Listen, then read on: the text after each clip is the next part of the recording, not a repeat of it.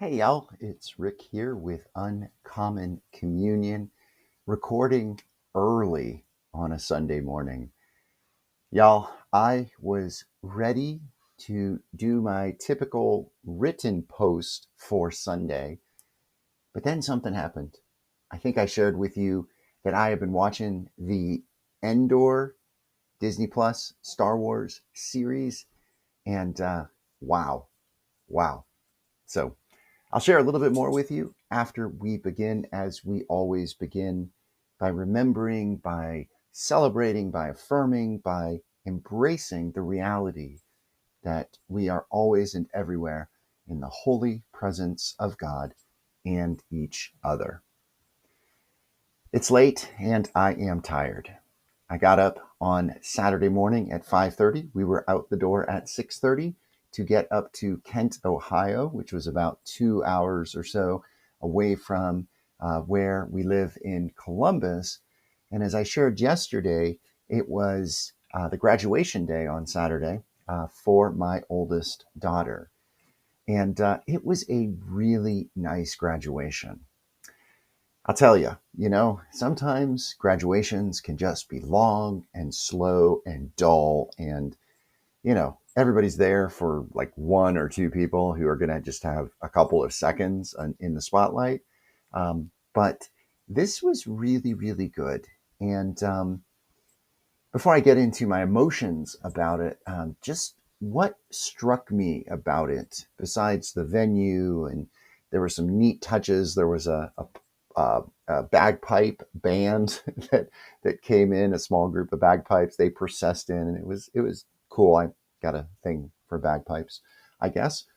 But the president of Kent State shared some stories as he was talking to the soon-to-be graduates about what it means to be empathetic and to be caring, and he talked about in Ohio Senate Bill number 1, which is this anti DEI, anti woke, all this just crazy stuff that impacts all of education, but especially higher education. And he shared something that I thought was quite interesting. He said that earlier this spring, as this was unfolding in Ohio, he said, New York City with a number of other other presidents of universities. And they said, he didn't name the universities, but they had a concern and care for him, asking how he was doing as he, had to bring his university in compliance with, he said it's like a 78-page bill. And this was kind of stark. And I think a reminder of where we are under this regime, the T-Rump regime, is that he said in 30 plus years of him working in higher education, he's never seen anything like this. He says, even in all of those years combined, there has never been this regulatory pullback of, just values and speech and, empathy and care and so forth. So I thought that was kind of interesting. But it was wonderful to see my oldest graduate. I think, as I shared, it is quite remarkable.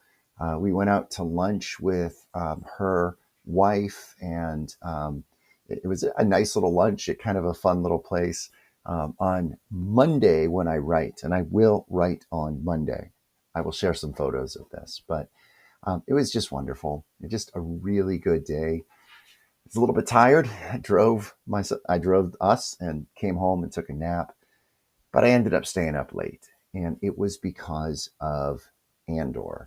And I was watching Andor, and I just couldn't stop. I mean, as I think I shared with you on a previous podcast, that I don't really watch a lot or read as much these days because, I want to produce content rather than consume content. But I was attracted to Andor because, especially in season 2, which I've not started yet, I did finish season 1.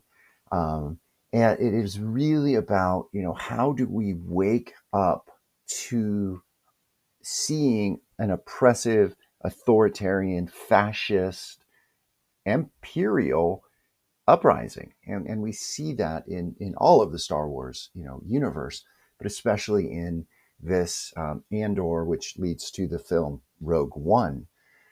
So I'm really glad that I stayed up, because as I was thinking about the gospel for today, wouldn't you know it, y'all? There was a line in the very last episode of the first season, episode 12, and I'm not going to do any spoilers here. I'm not going to spoil anything. But there was a line that perfectly dovetailed with what I want to say about the gospel for today, Sunday. So let me read to you just a little bit of the gospel. And we're in that time of year, ordinary time, or the season of Pentecost, depending on how you name it, but where we are getting lessons from Jesus. Jesus is instructing us through parables and through sayings and teachings, right? And today we get a number of different kind of pieces of instruction. And Jesus says this. He says, "Be ready at all times with your torches burning bright." And he says, "Be like the ones who are waiting for their chief to return from a distant wedding feast, are watching and ready to welcome him." So there's this idea of waiting, staying awake, right? This reading that is from the indigenous translation that I use frequently. And then the last little piece, after he finishes that, that metaphor, he says, "Here is another way to see what I am saying. If the elder of a family had known what night the thieves were coming in, he would not have let them break in. In the same way, you must always be ready, for the true human being will return at a time you do not expect." Jesus says many other times, stay awake, be awake, be woke, y'all. Which is, I find it so telling that the MAGAites, the closed-minded radical right, these people that want to undermine the progress that we have made in equality and freedom and ability to, to just be who we are. They want to not be, awake. In fact, their boogeyman is woke, right? They talk about woke. And Jesus tells us to be awake, which sounds a lot like be woke, right?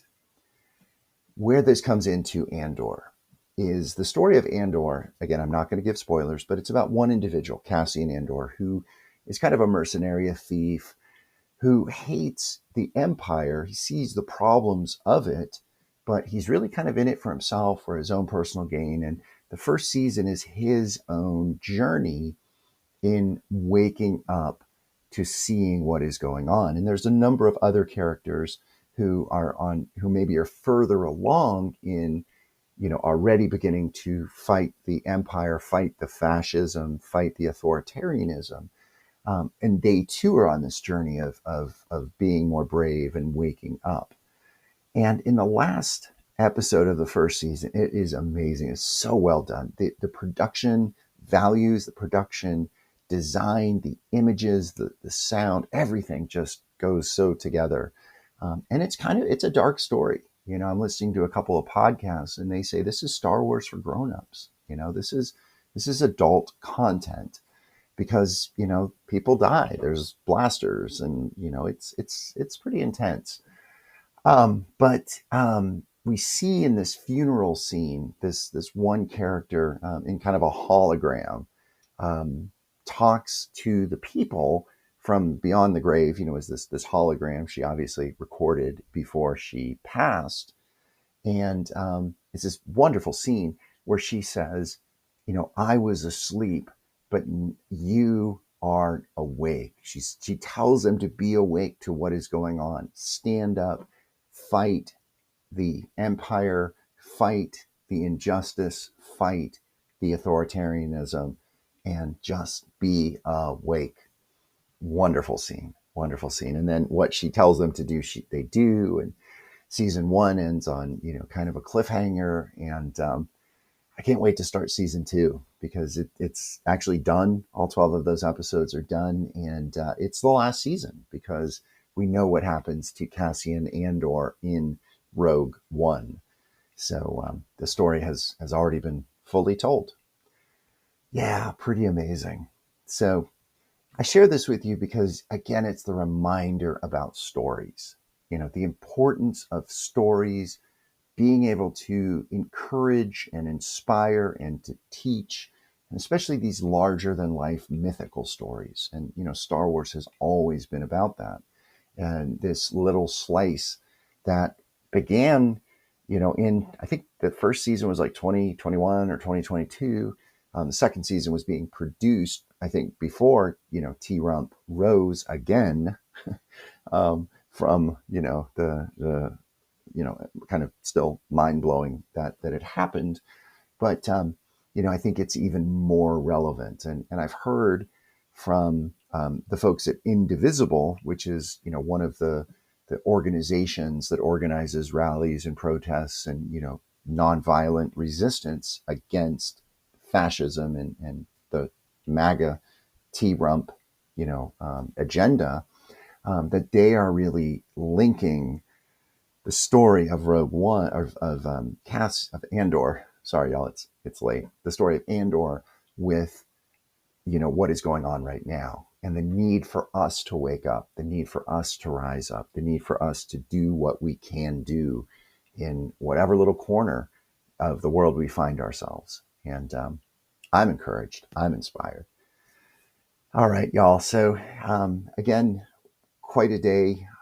I will be back Monday with my written post, some photos of just an amazing Saturday. And really appreciate your listening. Share this with others. And let's end with the serenity prayer, because as we wake up, we need to be able to know what we can't do and accept that, and know what we can do and have the courage to do it. So say with me, if you will, God grant us the serenity to accept the things we cannot change, the courage to change the things that we can, and the wisdom to know the difference. Thy will, not ours, be done. All right, y'all. Blessing and good. Be gentle, be well.